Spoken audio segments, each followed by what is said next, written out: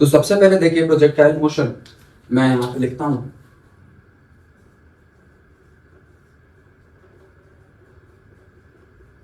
Projectile motion.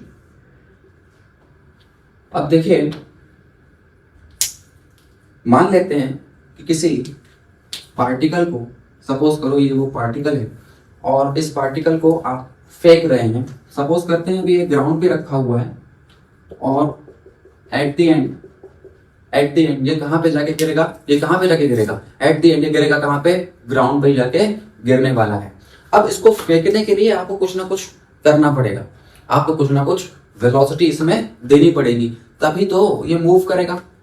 अच्छा, अब अगर मैं चाहता हूं कि ये यहां से यहां पहुंच जाए, सपोज करो यहां पहुंच जाए और ऐसे करके जाए, हवा में फेंक रहा हूं और कहीं पे जाके मैं उसको हिट करना चाहता हूं, सपोज करते हैं, तो मुझे उसको, या तो अगर मैंने इसको ये वाली वेलोसिटी दी तो वो सिर्फ ऊपर जाएगा और नीचे आ जाएगा वापस जहां से छोड़ा है, और अगर मैंने उसको सपोज करते हैं ऐसे फेंका तो फिर ये ऐसे हॉरिजॉन्टल मोशन जो है वो एक्ट करेगा। पर अगर सपोज करते हैं इसको मैंने ऐसे करके फेंका, सपोज इसको मैंने कुछ ऐसी वेलोसिटी दी, कुछ ऐसी इसको वेलोसिटी मैंने प्रोवाइड करी, तो व्हाट विल हैपन, आप बहुत अच्छे तरीके से जानते हैं कि जो आपका अगर कोई ट्रेजेक्टरी सर्कुलर मोशन में है या फिर कर्व है तो वेलोसिटी उसके टेंजेंट में होती है। वेलोसिटी उसके क्या में होती है, टेंजेंट में होती है। कहाँ होती है, टेंजेंट में होती है। तो मान लेते हैं कि ये देखिए कुछ ऐसा उसने, मान लीजिए कुछ ऐसा उसने जो है एक ट्रेजेक्टरी ड्रॉ करी, सपोज करते हैं, और ये उसकी वेलोसिटी है which is known as u। ठीक है, मान लेते हैं कि हॉरिजॉन्टल के साथ जो इसका एंगल बन रहा है, सपोज करते हैं वो एंगल क्या है, थीटा, हमारा प्यारा थीटा।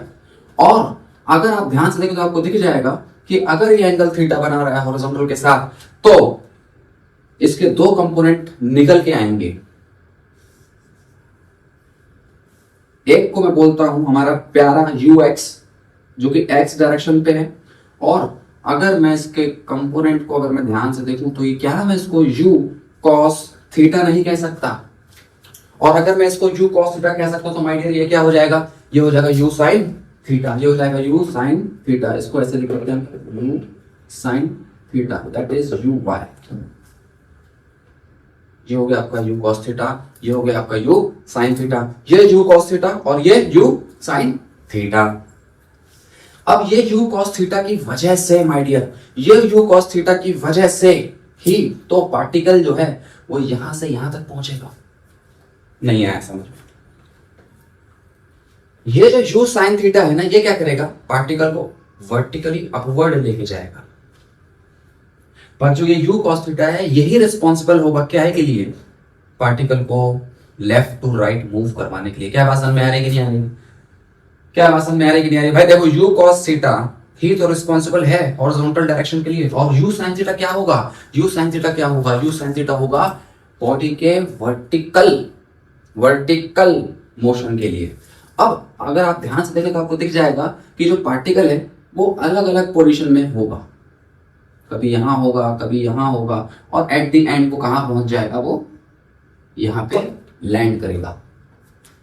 तो जब वो यहां पे लैंड करेगा उससे पहले क्या हो रहा है, उससे पहले ये हो रहा है कि पार्टिकल ने एक हॉरिजॉन्टल डिस्टेंस भी कवर करी और साथ ही साथ एक वर्टिकल डिस्टेंस भी तो कवर कर रहा है। देखो ये हॉरिजॉन्टल डिस्टेंस कवर कर रहा है। मान लेते हैं मैं इस पॉइंट की बात करता हूं, ये पॉइंट हम बोलते हैं ये वो पॉइंट है जहां पे बॉडी जो है वो मैक्सिमम हाइट पे है। कहां पे है वो, मैक्सिमम हाइट पे है, और इस मैक्सिमम हाइट में जो उसने ये डिस्टेंस कवर किया है, ये जो उसकी हाइट उसकी कवर हुई है, ये क्यों हुई है, बिकॉज u sin थीटा है। अगर u sin थीटा नहीं होता तो हमारा पार्टिकल ऐसा जाता। ठीक है, और अगर आप ध्यान से देंगे तो आपको दिख जाएगा कि उसने एक मैक्सिमम, जिसको हम बोलते हैं रेंज, भी तो कवर करी। और ये क्यों कवर करी है, बिकॉज एक कंपोनेंट हमारा u cos थीटा है माय डियर। क्या बात समझ में आ रहा है कि नहीं आ रहा, क्या बात आ रही है कि नहीं आ रही समझ में? तो भाई u cos थीटा और u sin थीटा का आपने अच्छे तरीके से ये समझ लिया होगा कि क्या रोल है इस पूरे मोशन में। आर यू गेटिंग इट और नॉट? ठीक है, तो u sin थीटा और u cos थीटा कुछ ये रोल प्ले करेंगे।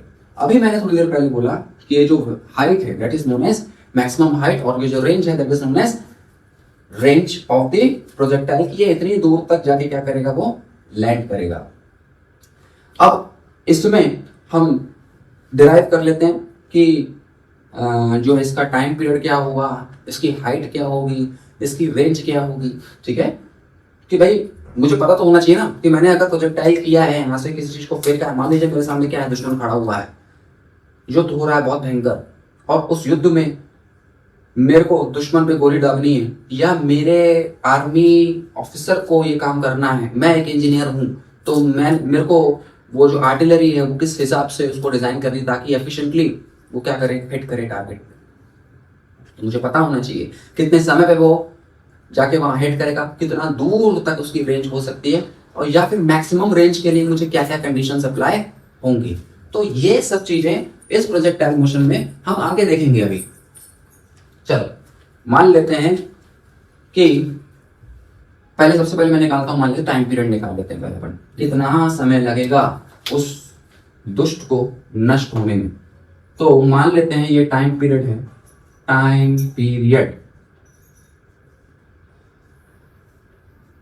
कैपिटल टी से जनरली इसको शो करा जाता है जनरली। तो अगर आप ध्यान से देखें तो आपको दिख जाएगा कि जब वो पार्टिकल, मान लेते हैं ये O है, सपोज कर भाई ये A है, सपोज कर ले, और ये B है, O से B तक जब पार्टिकल जा रहा है तो क्या उसका वर्टिकल डिस्प्लेसमेंट कुछ होगा? नहीं होगा, क्योंकि अगर आप ध्यान से देखें तो आपको दिख जाएगा O से A तक वर्टिकल डिस्प्लेसमेंट क्या है, h है, लेकिन A से B तक वर्टिकल डिस्प्लेसमेंट क्या हो गया, -h, तो टोटल डिस्प्लेसमेंट कितना हो गया, 0।